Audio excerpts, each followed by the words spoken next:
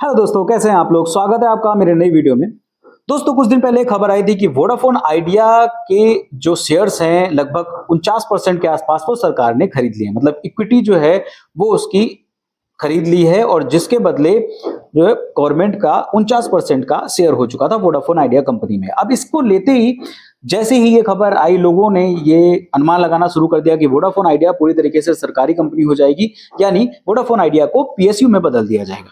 लेकिन इस बारे में एक बहुत बड़ा अपडेट आया है। जो हमारे टेलीकॉम मिनिस्टर हैं ज्योतिरादित्य सिंधिया जी, उनके द्वारा बात की गई इस बारे में, तो उन्होंने साफ साफ इस बात से इनकार किया और उन्होंने एक बहुत बड़ा अपडेट दिया है कि उनका कोई भी इरादा नहीं है वोडाफोन आइडिया को पीएसयू में बदलने का। वो सिर्फ और सिर्फ ये चाह रहे हैं कि वोडाफोन आइडिया बहुत अच्छी तरीके से काम करे। हमारा कोई भी इरादा नहीं है एक बड़ी कंपनी को सरकारी कंपनी में कन्वर्ट करने का, तो इसलिए उस पर उन्हीं को ही पूरी तरीके से ध्यान देना होगा। चलिए इन पर पूरी बात करते हैं और मैं आपको कंप्लीट डिटेल बताता हूं कि ज्योतिरादित्य सिंधिया जी ने वोडाफोन को सरकारी कंपनी कन्वर्ट करने के सवाल पर क्या क्या जवाब दिया और किस वजह से उन्होंने ये बात बोली कि वोडाफोन ही तय करेगा कि उसको कैसे परफॉर्म करना है मार्केट में।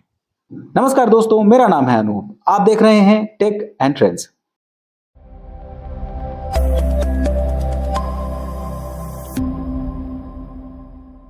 हाल ही में टेलीकॉम सेक्टर की बहुत बड़ी कंपनी वोडाफोन आइडिया में सरकार ने अपनी हिस्सेदारी बढ़ाई थी, जो कि 49% तक हो गई है। ऐसे में ये सवाल उठ रहा था कि क्या ये कंपनी सरकारी बन जाएगी, क्या इस कंपनी को पूरी तरीके से सरकार में ही सम्मिलित कर लिया जाएगा।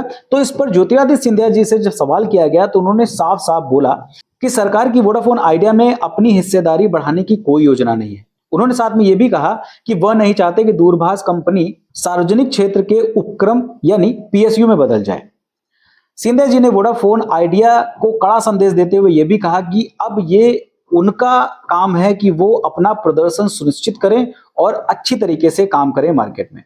हाल ही में स्पेक्ट्रम की नीलामी का बकाया 36,950 करोड़ रुपए की इक्विटी में बदलने के बाद अब सरकार के पास वोडाफोन आइडिया लिमिटेड के 48.99% हिस्सेदारी हो गई है।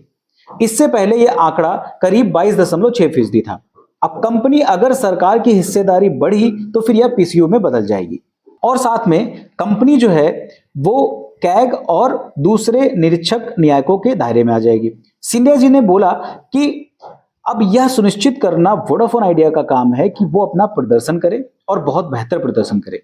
आज सरकार के पास कंपनी के 49% हिस्सेदारी है। सरकार का इसे पीसीयू में कन्वर्ट करने की कोई भी इरादा नहीं है। हम इसे 49% पर ही रखेंगे, हमारी हिस्सेदारी 49% पर ही हम टिका के रखेंगे। कंपनी के भुगतान दायित्वों को पूरा करने की क्षमता के बारे में पूछे गए एक सवाल पर मंत्री जी ने बोला कि यह सवाल आपको वोडाफोन आइडिया से पूछना चाहिए, हमसे नहीं।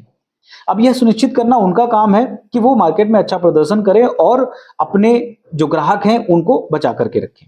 हालांकि जो सरकार के द्वारा बकाया धनराशि को इक्विटी में बदला गया है उससे वोडाफोन आइडिया को बहुत ज्यादा राहत मिली है, लेकिन नए ग्राहकों को रोकना, शुल्क में वृद्धि करना, ऋण में वृद्धि होना जैसे बहुत सारे ऐसे काम हैं जो कि वोडाफोन आइडिया के सामने एक बहुत बड़ी चुनौती के रूप में आ रहे हैं।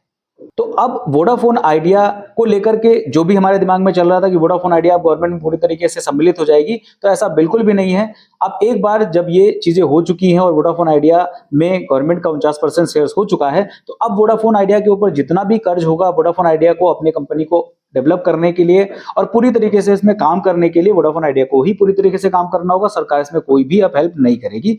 ये साफ साफ ज्योतिरादित्य सिंधिया जी ने इस इंटरव्यू में बता दिया है। क्या आप चाहते हो कि वोडाफोन आइडिया को सरकारी कंपनी पूरी तरीके से बन जाना चाहिए या फिर नहीं? कमेंट करके मुझे अपनी राय जरूर बताइएगा। अगर आपको वीडियो पसंद आई है तो लाइक कर दीजिएगा, अपने दोस्तों तक भी शेयर कर दीजिएगा और अगर आप मेरे चैनल पर नए हो तो मेरे चैनल को सब्सक्राइब भी कर लीजिएगा। तो किसी तरीके की बेहतरीन वीडियोस और अपडेट्स मैं आपके लिए लेके आता रहता हूँ और आगे भी लाता रहूंगा। फिलहाल के इस वीडियो में इतना ही, मिलते किसी दूसरे वीडियो में किसी अच्छे से टेक और ट्रेंडिंग टॉपिक के साथ। तब तक के लिए नमस्कार।